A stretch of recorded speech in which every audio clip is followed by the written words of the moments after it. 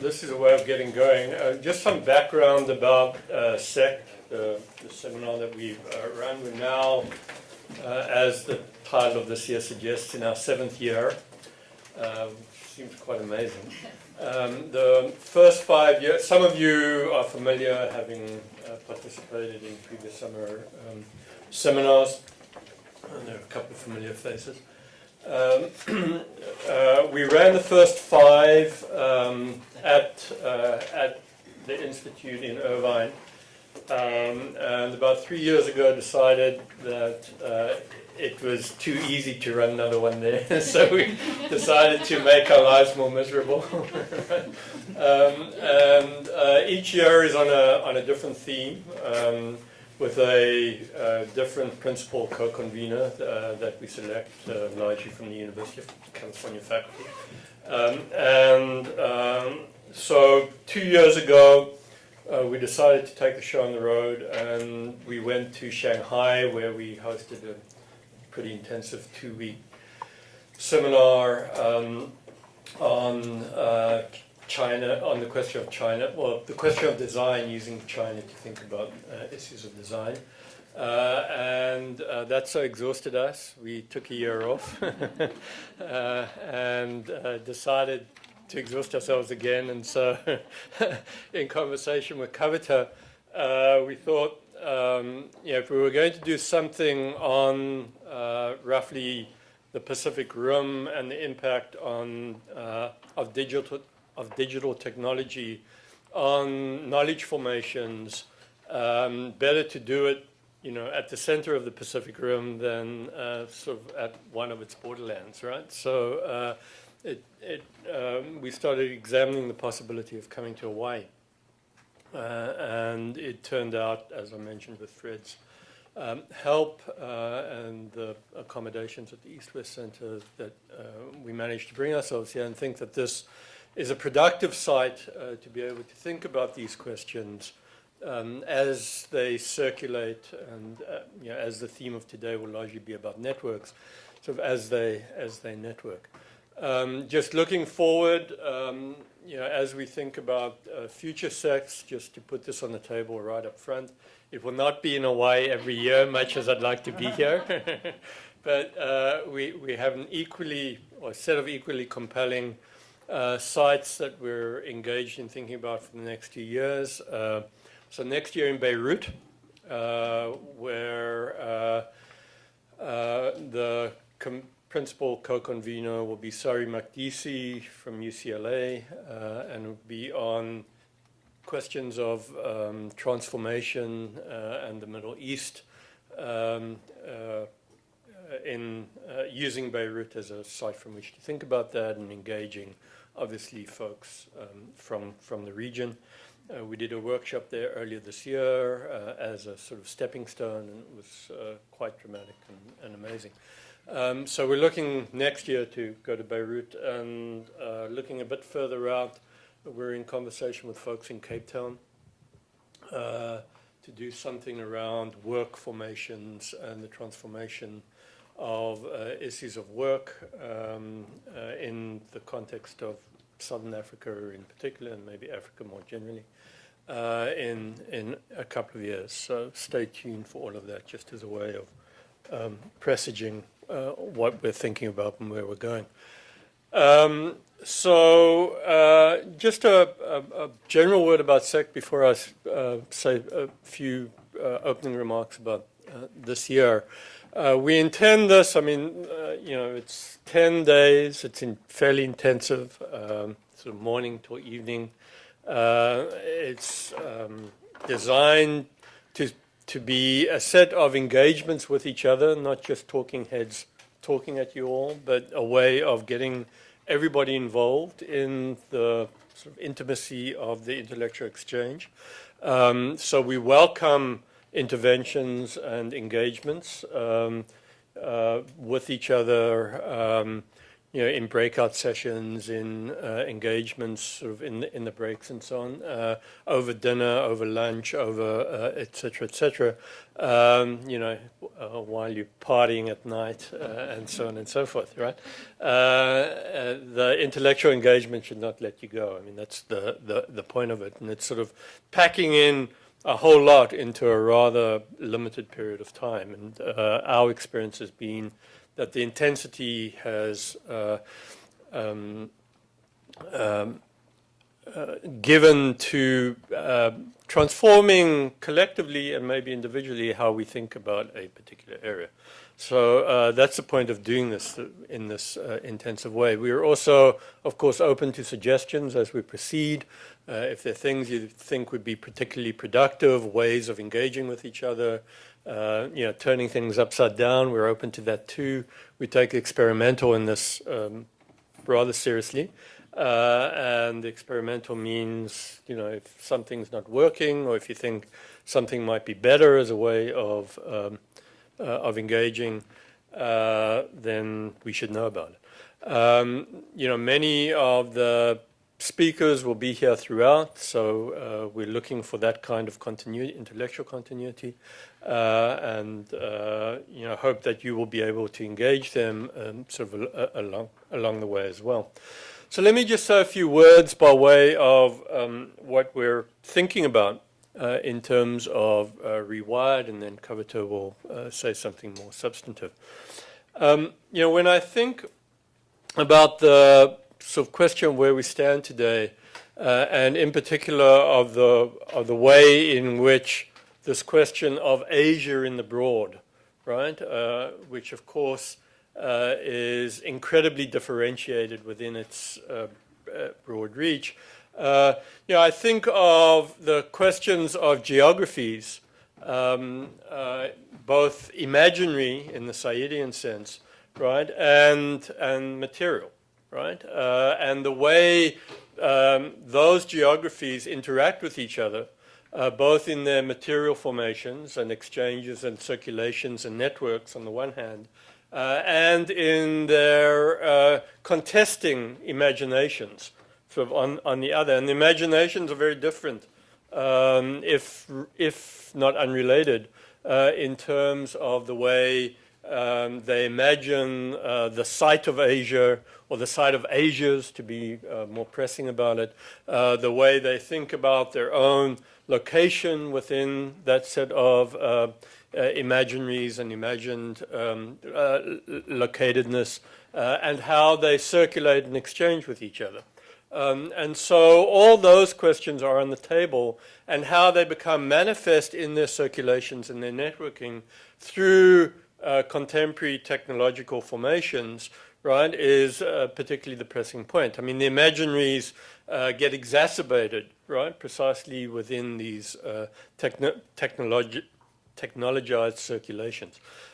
So it's that set of pressing considerations that we're here gathered together to talk about. It's really interesting that when we started putting this together, who the interlocutors, right, would be to sort of jump out at us, or who we would want to draw on, where they were coming from in terms of their locations and locatedness, what the circulation, what the epistemological and knowledge circulations are, how they specified in some locations and less specified in other locations, how easy it was to get people from some places and not from other places, and so on and on and on, right? And I think those specificities speak to the way in which the geographies are terribly uneven, right? And I mean both terribly and uneven in both their emphatic concerns, right? I mean, of course, logistics aside, the way in which people respond to the intellectual conceptualization, right, is very different across these locations. And I think that's something worth considering and thinking about and pushing and pressing, and maybe going public about in a variety of ways as it becomes manifest through the conversations of the next 10 days. So it's that set of interactive engagements across these geographies, and then how they, of course, impact, the elephant in the room, which is more an elephant today than it was a donkey a few days ago, right? If only it were a donkey, right? Is another set of pressing questions that I think, given the uneven geographies, we cannot pass over in silence, as Wittgenstein might once have put it. So having said that, it's that range of engagements that I think, as a general set of interests and concerns that we're here to be engaged with.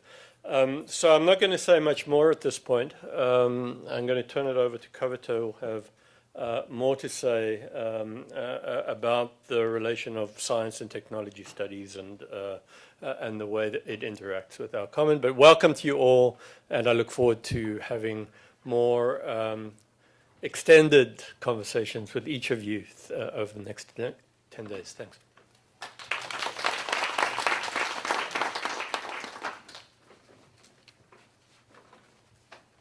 It's really great to see you all, lots of familiar faces and lots of new faces.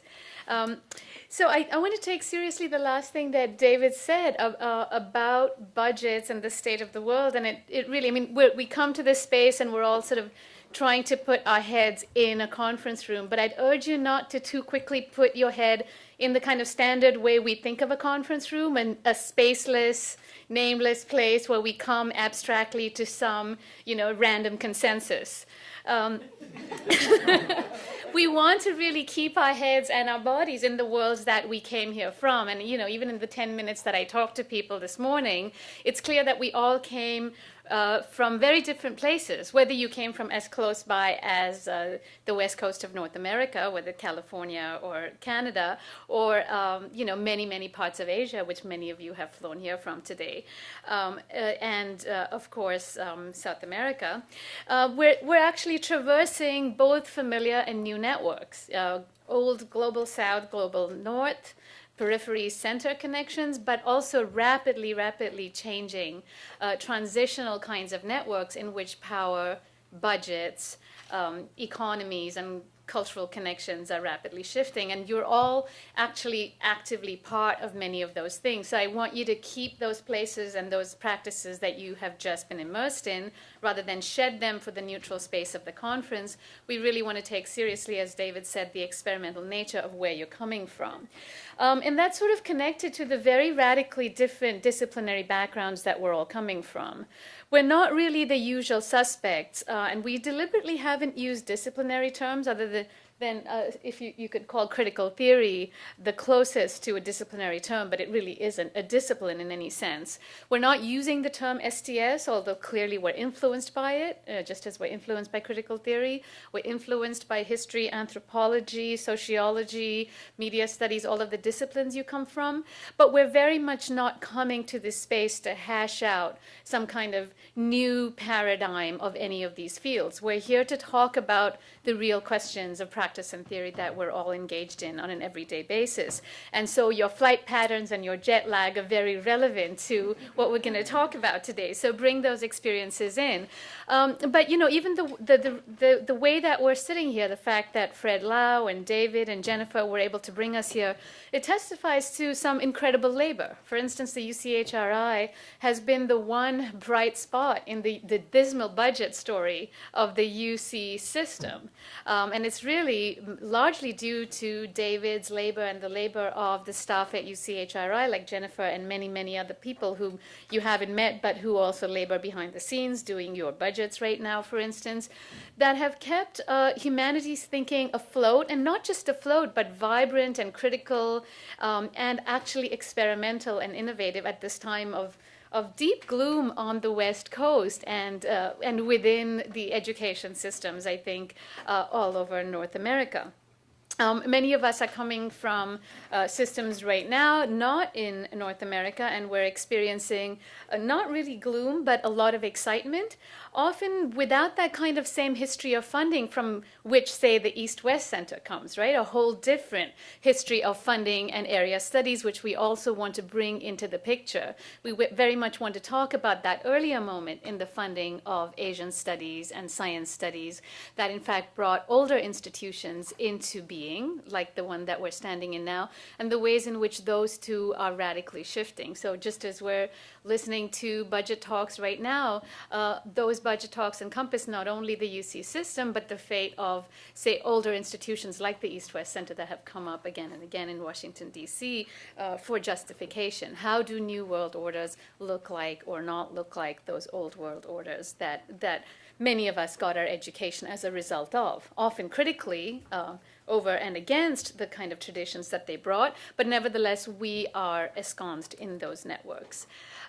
So what I'd like to do is to have everybody start by introducing themselves, faculty and participants alike, say a sentence or so about what interests you.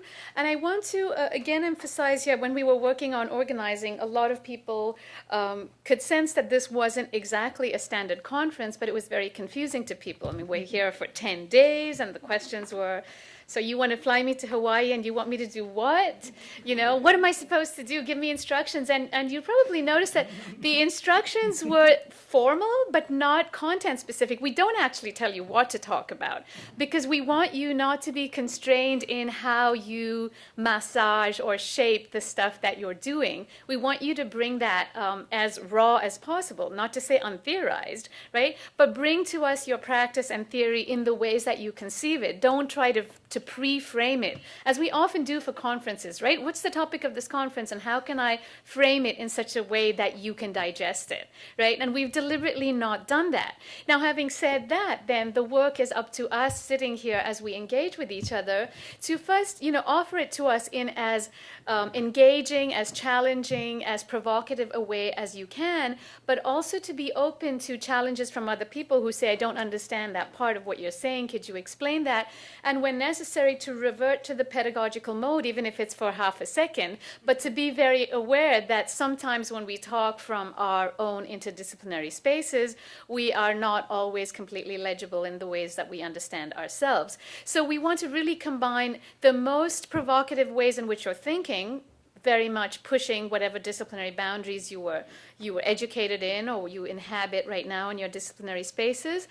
Take those to the limit that you would like to, and also be prepared to bring people to where you're thinking. So be prepared to sort of turn on a dime, to switch and to walk in many ways as we go through these 10 days. Also, it's 10 days. It's not your standard 2 or 3 day conference. So if there are issues, make notes, post to the blog, as Jennifer said, use the wiki. A lot of the participants emailed me with great links, like Leon sent me some online lectures. Lily Irani, who's not here, sent me some amazing shots. She had clicked literally in airports on her way. So when I say flight patterns matter, literally, if you, took a shot at the last airport you were in that is worth talking about, post it up to the wiki. I mean, the wiki's there as a very live space for us to use. And so far, we've got a lot of faculty readings and things, but I'd encourage you to make that a live system. So I'm Kavita Phillip. I'm at the University of California, Irvine, and I just 3 weeks ago finished a term as Director of Critical Theory. So I appreciate what Fred and Ming said about administrative jobs. I'm very happy to be free of it, but more importantly, for what I'm interested in is exactly what Roger said. We just went through 3 years of moving critical theory from an institutional practice that takes West as a credible object, as a credible location for the origin of critical attitudes as well as theoretical practices, and embarked on a project to question that. Part of the most exciting aspects of that discussion was, again, as I opened with this comment about how David and the UCHRI, and David's also a member of the Critical Theory Institute, enabled us not just to sit in one room, the same room that Derrida and Spivak sat in, the room that Lyotard and Baudrillard visited, and think about the West, but to actually move that conversation to other places. So thanks to David, that conversation, Global Circuits of Critical Theory, happened in Johannesburg, it happened in Cape Town, it happened in Beirut, and it continues to happen in different places that, precisely like your experience in China does, it just convinces you that maybe this kind of space, whether it's 1 year or 5 years, has not been enough historically to learn enough about how to speak from different locations. So I'm really excited to hear all of the ways in which everybody here speaks from different locations. And I picked out sort of 3 terms, of course, area, but also speculation, and especially the way Amy articulated it, and strangeness that appeared in a lot of what a lot of people said. So I want to notice then that area appeared differently in, say, Yvonne's and Lucy's. Both of you said you didn't have an area, but you don't have an area in very different ways. I think Lucy pointed out a very important thing about area, and if you read geographers, for instance, Neil Smith, in his the introduction, the first chapter, I think, to his book on empire and geography, has a whole chapter on area studies, and actually talked about the 20th century, the last century, as Siva pointed out, as the American century, right? So, I mean, we're standing here after the American century, but remembering that in the early part of the 20th century, pedagogues, I mean, K through 12 educators sat down and decided that US school children would not learn geography for a particular reason, that they did not want children to grow up in the 20th century US conceiving of the world in the same way that the 19th century had conceived of the world.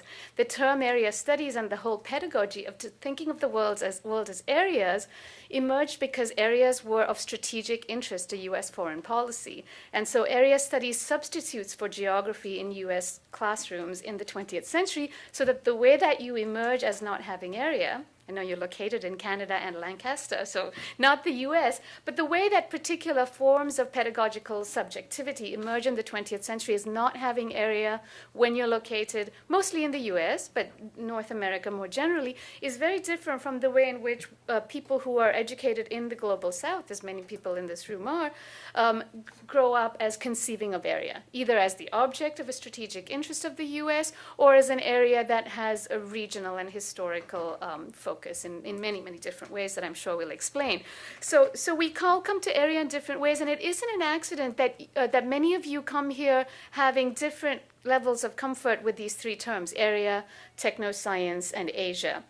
And I just want to emphasize that you don't have to feel apologetic for knowing 1 or 2 and not the 3rd. The very point of this is not to articulate the definitions of the experts who do know Asia or technoscience, but that those conversations emerge speculatively from the intersections that we all perform here.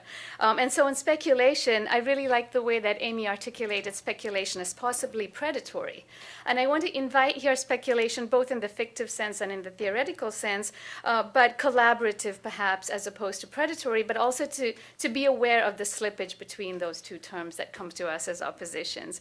And finally, on strangeness, again, no apologies for strangeness. We all come here as strange, and so by virtue of the authority of this podium, I declare strange as charmed from henceforth.